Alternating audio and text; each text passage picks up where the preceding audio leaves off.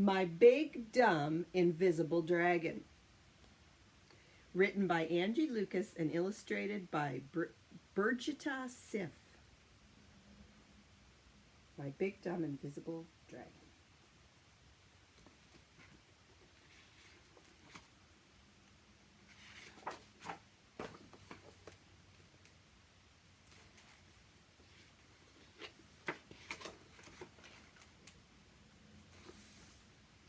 Have you ever seen an invisible dragon?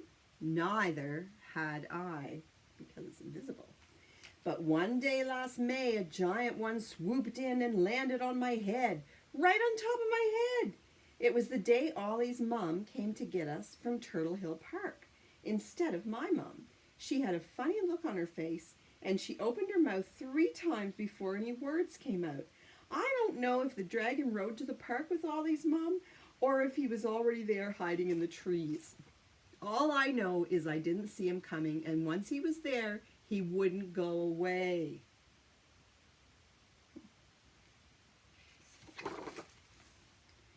Dad and I had to get used to making dinner without Mom there.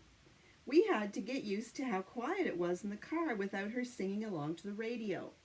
We had to get used to movie night without her famous peanut brittle popcorn. But that big dumb dragon didn't even notice. He moved right in and made himself at home.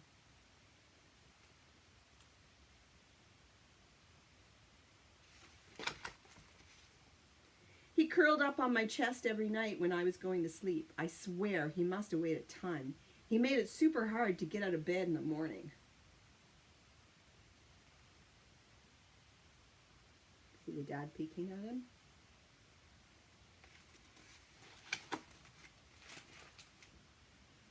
At school, he cast a ginormous shadow that followed me everywhere. And if you think it was easy to stand up straight with a dragon on my head, let me tell you it wasn't. I think he's the reason some kids didn't talk to me as much anymore.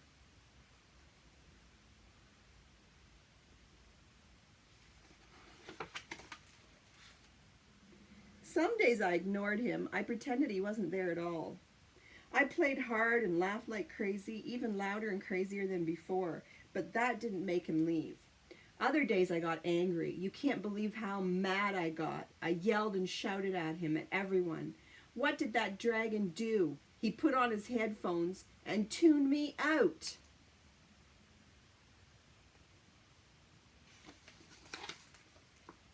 There were also days when I'd reach up and pull his big heavy wings around me. I would curl up like a caterpillar and hide away for hours. It wasn't always so bad to have him around.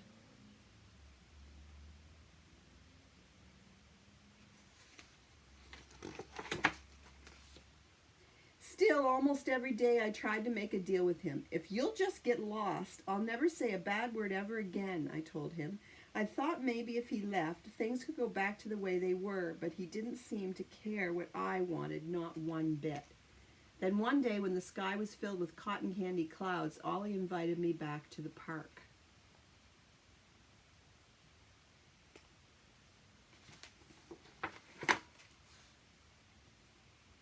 I made myself roll and cartwheel and race down Turtle Hill just like before. I ran so blazing fast that my hair stood straight up like uncorked spaghetti, which made Ollie giggle. Then something happened that I wasn't expecting at all. For the first time in months, I forgot all about my dragon. When we ran out of breath, we flopped down on the grass and took turns spotting shapes in the clouds. I see a giant octopus, I said. Does that look like a chicken to you? Ollie asked. There's a pig. Or is that a bear? I asked. That one kind of looks like a dinosaur, Ollie said. Actually, I'm pretty sure it's a dragon.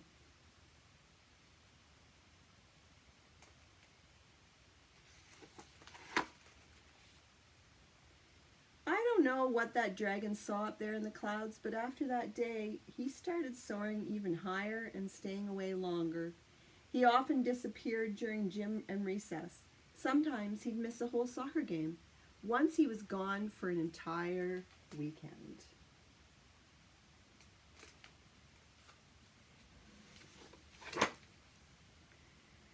But he came back just in time for my birthday party. I tried all my tricks to make him go away. Skedaddle, the moose! What do you think he did?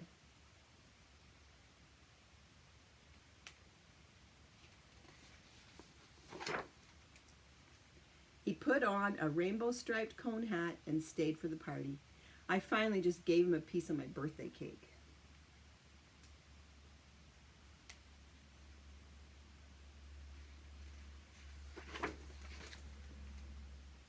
That night, as I waited for sleep, which can take a while when there's a big dumb dragon in your bed, I realized something.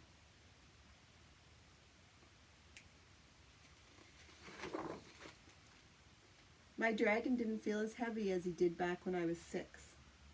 I guess my birthday wish came a little bit true.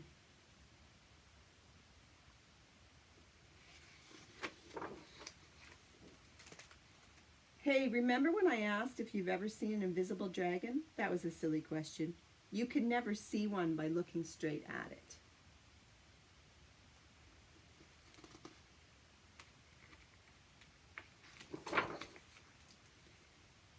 You have to look at the person underneath.